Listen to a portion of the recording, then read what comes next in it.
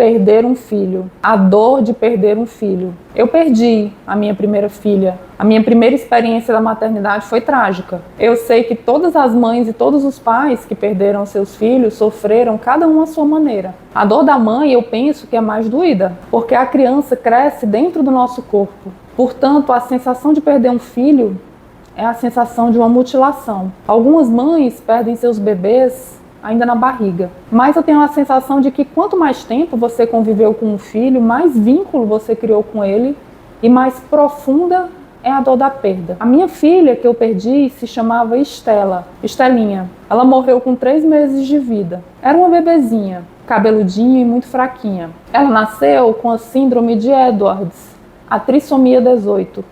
E o prognóstico para os bebês que nascem com essa síndrome é de pouco tempo de vida. Eu nunca tinha segurado um bebê no colo.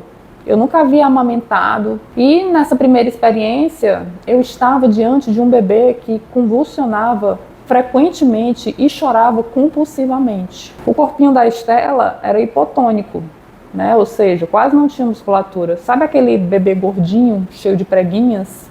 A Estelinha não tinha essas preguinhas. Ela não tinha unha nos pés, ela tinha um palato profundo, ela tinha um furinho natural na orelha. Todos os exames de sangue que ela fez deram normal. A trissomia 18 não apareceu nos exames, mas o diagnóstico foi feito por um médico bem experiente que clinicamente diagnosticou a trissomia 18. Esse médico, ele era muito católico, ele falou assim: filha, batize logo ela, pois o tempinho de vida dela vai ser rápido, vai ser em torno de uns 3 meses. E foi exatamente o tempo de vida dela, 3 meses. Os bebês são lindos exemplos de que a natureza humana é pura força vital.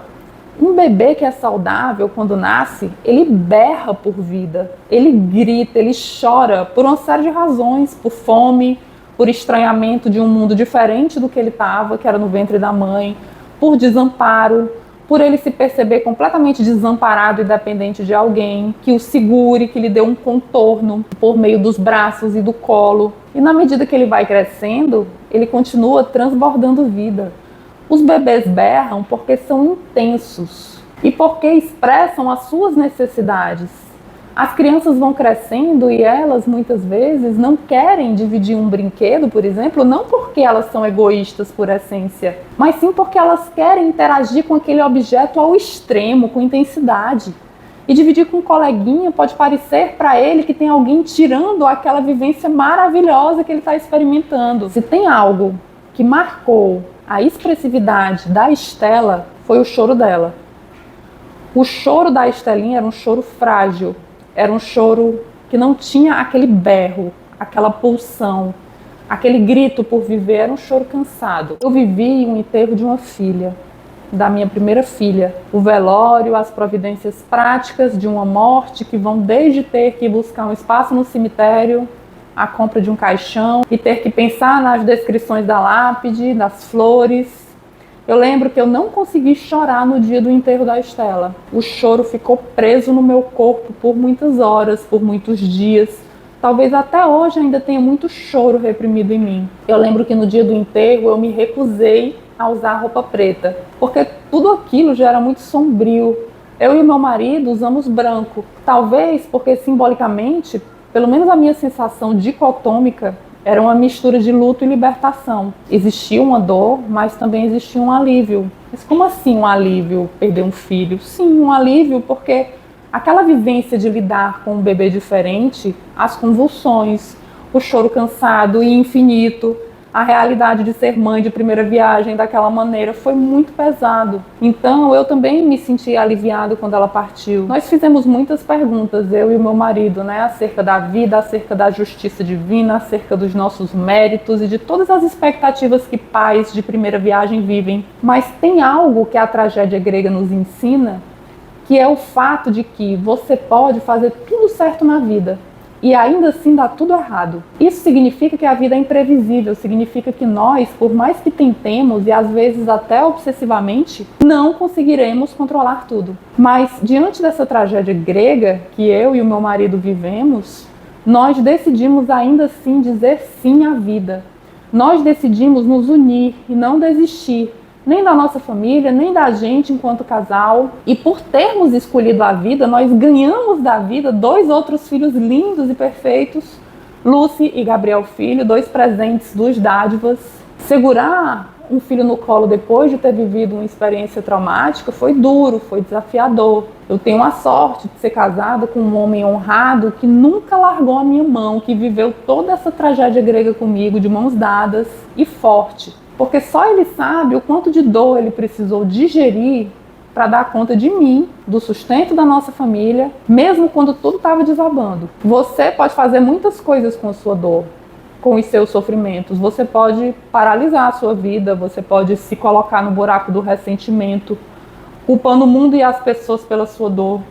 Você pode se isolar, se deprimir, se inibir. Ou você pode nomear a sua dor. Você pode dar nome a ela. Você pode transformar a sua dor em poemas, em arte, música, em empreendimento, em estudo, em alguma ação positiva. Como diria o Nietzsche, você pode dançar na beira do seu próprio abismo com música alta. E como diz o ditado popular, você pode fazer do limão uma limonada, uma caipirinha que seja. Mas a tua dor, porque todos nós temos alguma dor, deveria ser um combustível para te dar mais vida, para te fazer querer viver mais e viver diferente. Porque a tua dor, ela te sinaliza o que você não quer, portanto, te aponta para um outro caminho. Mas a dor deve se expressar de alguma maneira, não pela via do ressentimento, mas pela via da criação, por meio de novos sentidos. Eu percebi que talvez o meu trabalho enquanto psicóloga e orientadora parental hoje tenha surgido por conta da dor da morte da minha filha. Porque, sem dúvida nenhuma, quando ela estava no meu colo convulsionando, eu me vi diante do impossível, diante do não saber o que fazer, diante da solidão, de não ter uma resposta para aquilo, de me ver como o fim da linha. Não tinha ninguém ali além de mim que pudesse fazer algo por ela, porque eu era a mãe. E a dor da mãe, muitas vezes, é muito profunda justamente por ela se ver como o fim da linha. A mãe é um Deus para o filho, a função materna é como um Deus para o filho, porque a função pode ser exercida inclusive por uma outra pessoa caso a mãe biológica não possa estar presente. Então, a mensagem que eu gostaria de te passar com esse meu depoimento é a seguinte: nomeie a sua dor, fale sobre ela, tente descrevê-la, tente desenhá-la. A dor que é aguardada e não nomeada se converte em doença no corpo. Faça da sua dor um exercício para hipertrofiar a sua capacidade de resistir. Assim como a musculação faz com o músculo. O músculo nos deixa mais fortes, mais resistentes, mais bonitos. Um corpo musculoso esbanja juventude. Portanto, uma dor que é convertida em forças pode fazer e pode trazer uma nova vida para você. Uma nova forma de enxergar o mundo pode surgir, mesmo com a tua dor. O não dito pode ser muitas vezes visto como um maldito e se transformar numa maldição. Portanto, fale, nomeie, dê nome, crie, faça a sua dor se transformar em algo concreto na sua vida. Obrigada por me ouvir.